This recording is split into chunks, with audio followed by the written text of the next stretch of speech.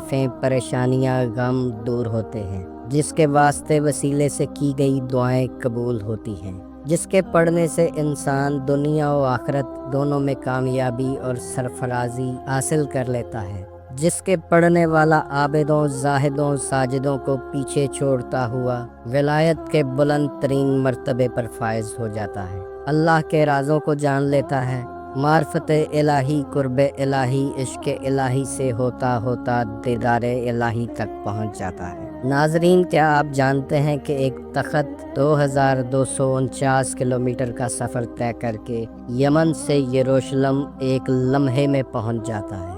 اس کے پیچھے کوئی جادو، سائنس یا ٹیکنالوجی نہیں، بلکہ 2 الفاظ تھے۔ ملکہ سبا کو جب حضرت سلیمان علیہ السلام کا پیغام ملتا ہے تو وہ اس تخت کو ایک ایسے کمرے میں چھپا کر لاک کر دیتی ہے کہ جہاں سے اس تخت کا نکلنا انتہائی مشکل بلکہ ناممکن ہوتا ہے۔ اسی دوران حضرت سلیمان علیہ السلام نے اپنے دربار میں موجود انسان اور جنات سے پوچھا کہ تم میں سے کون ملکہ سبا کا تخت جلد از جلد میری آنکھوں کے سامنے حاضر کر سکتا ہے؟ تو انسانوں میں سے آصف بن برخیا نے کہا کہ آپ کے پلک جھپکنے سے پہلے یہ تخت آپ کی آنکھوں کے سامنے حاضر کر سکتا ہوں، اور اس نے بالکل ایسا ہی کیا۔ قرآن پاک آصف بن برخیا کے بارے میں کہتا ہے کہ اسے کتاب کا بہت تھوڑا سا علم دیا گیا تھا، ہو سکتا ہے کہ یہی علم اسم اعظم ہو۔ اسم اعظم کی یہ خاصیت ہے کہ اس کے پڑھنے سے معجزات ظہور پذیر ہوتے ہیں۔ ایک عرصے سے دنیا اس کے پیچھے دوڑ رہی ہے، مگر یہ اسم اعظم کسی نصیب والے کو ہی ملتا ہے۔ یہی اسم اعظم ہے کہ جس کے ذریعے حضرت عیسیٰ علیہ السلام نابینا کو بینائی دیتے تھے، کوڑیوں کا کوڑ دور کرتے تھے، بیماروں کو شفا دیتے تھے اور مردوں کو زندہ کرتے تھے۔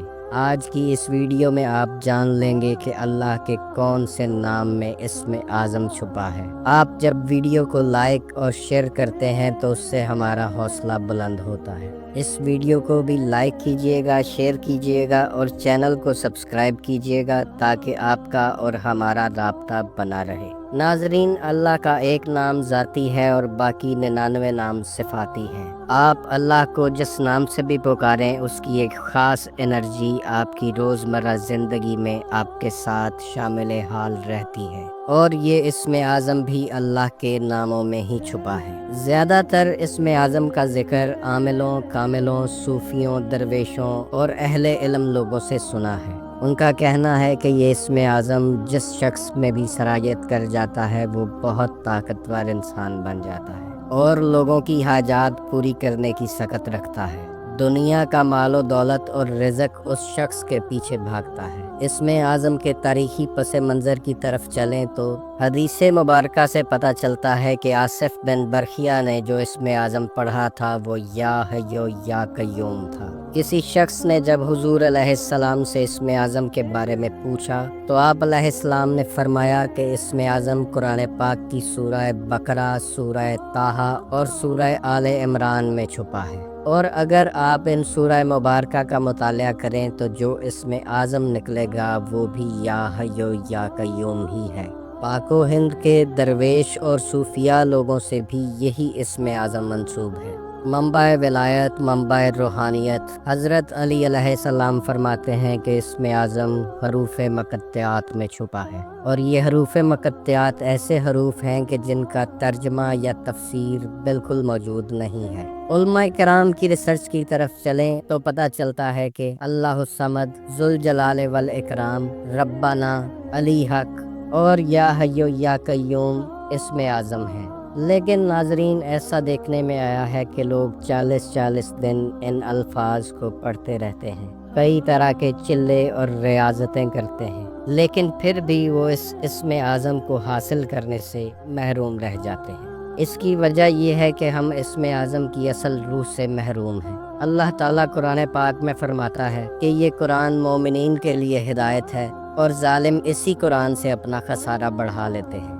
یعنی یہ قرآن تو ایک ہی ہے، لیکن مومنین کو ہدایت اور شفا دے رہا ہے، جبکہ ظالم اسی سے اپنا نقصان بڑھاتا چلا جا رہا ہے۔ میں نے جب اپنے مرشد کریم سے اسم اعظم کے بارے میں پوچھا تو وہ فرمانے لگے کہ یہ اسم اعظم اس کے پاس رہتا ہے جو با اختیار ہوتے ہوئے بھی بے اختیار ہو، کوئی معجزہ دکھانے یا کرامت دکھانے کا طلبگار نہ ہو۔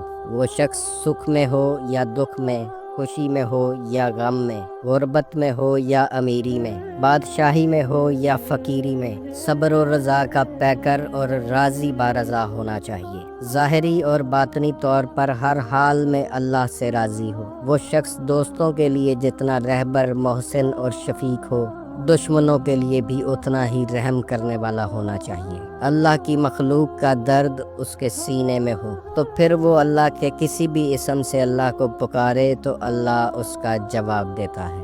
جب یہ اسم اعظم کسی میں سرایت کر جائے تو کرامتوں کا ظہور من جانب اللہ ہوتا ہے، اور ان کرامتوں کو دیکھ کر لوگ اس کے پاس اپنی حاجت روائی کے لیے آتے ہیں، اور جب وہ شخص اللہ تعالیٰ کی بارگاہ میں ہاتھ اٹھاتا ہے تو اسم اعظم کی وجہ سے اس کی دعائیں مستجاب ہوتی ہیں۔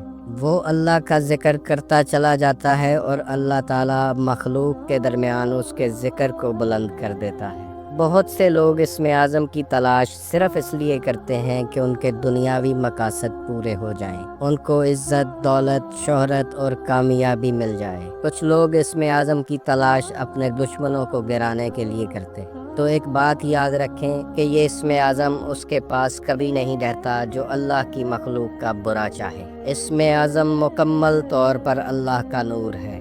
جب کوئی شخص گندے اور ناپاک برتن میں خالص دودھ ڈالنا پسند نہیں کرتا تو پھر یہ کیسے ممکن ہے کہ اسم اعظم کا نور کسی گندے اور غلیظ شخص کے اندر ٹھہر سکتا ہو؟ اسم اعظم حاصل کرنے کے لیے انسان کے پاس کردار عظیم ہونا بہت ضروری ہے، کیونکہ یہ اسم اعظم صرف جسم اعظم میں ہی ٹھہرتا ہے، ورنہ لاکھوں دفعہ آپ کسی بھی اسم اعظم کو پڑھتے رہیں، جب تک آپ کا کردار معیار کے مطابق نہیں ہوگا کوئی اسم آپ کو فائدہ نہیں دے گا۔ اسم اعظم کو حاصل کرنے کے لیے سب سے پہلے اپنے اوپر کام کرنا ہوگا، اپنے اندر ڈوبنا پڑے گا، اپنی میں کا جنازہ نکالنا پڑے گا، کیونکہ دانہ خاک میں جا کر ہی گل و گلزار ہوتا ہے۔ آپ اپنے کردار کو عازم کر لیں تو اسم اعظم آپ کو مل ہی جائے گا۔ اگر آپ کی زبان اور ہاتھ سے دوسرے لوگ محفوظ نہیں ہیں، اگر آپ ماں باپ کے نافرمان ہیں، تو پھر کعبے کی دیواروں سے لپٹ کر بھی آپ کو کچھ نہیں ملنے والا۔ حضرت علی علیہ السلام سے کسی شخص نے اسلام کی تبلیغ کی اجازت طلب کی تو آپ علیہ السلام نے فرمایا کہ تبلیغ اس طرح کرنا کہ تمہیں اپنی زبان کا استعمال نہ کرنا پڑے اور لوگ تمہارے کردار کو دیکھ کر اسلام قبول کر لیں۔ تو ناظرین، کردار انسان کی اصل ہے، اللہ بھی انسان کے کردار کو ہی دیکھتا ہے۔ ناظرین، قرآن پاک حضور علیہ السلام پر 40 سال کی عمر میں نازل ہوا، اور 40 سال تک اللہ تعالیٰ نے صرف اس کردار کو، اس زبان کو منوایا کہ جس نے اگلے 23 سال تک اللہ تعالیٰ کا پیغام دینا تھا۔ اسی حوالے سے علامہ اقبال رحمۃ اللہ علیہ فرماتے ہیں، خود ہی کو کر بلند اتنا کہ ہر تقدیر سے پہلے خدا بندے سے خود پوچھے بتا تیری رضا کیا ہے۔ علامہ اقبال جس خودی کی بلندی کی بات کر رہے ہیں یہ انسان کا کردار ہی ہے۔ آصف بن برخیا جس کے پاس کتاب کا بہت تھوڑا سا علم تھا، اگر وہ حضرت سلیمان علیہ السلام کے دربار میں معجزے دکھا سکتا ہے تو پھر سوچیں کہ جس کے پاس پوری کتاب ہوگی وہ کیا کر سکتا ہے۔ اسم اعظم کو حاصل کرنے کے لیے کوئی لمبی چوڑی ریاضتوں، چلے چپاٹوں کی ضرورت نہیں ہے، کیونکہ اللہ فرماتا ہے کہ میں سمیع و بصیر ہوں، بہترین سننے والا ہوں۔ تو اگر وہ بہترین سننے والا ہے تو وہ ایک دفعہ میں بھی انسان کی پکار سنتا ہے۔ اسے پکارنے کے لیے 5 لاکھ دفعہ یا 10 لاکھ دفعہ تسبیح کرنی ضروری نہیں ہے۔ اگر مکمل یقین، بھروسے اور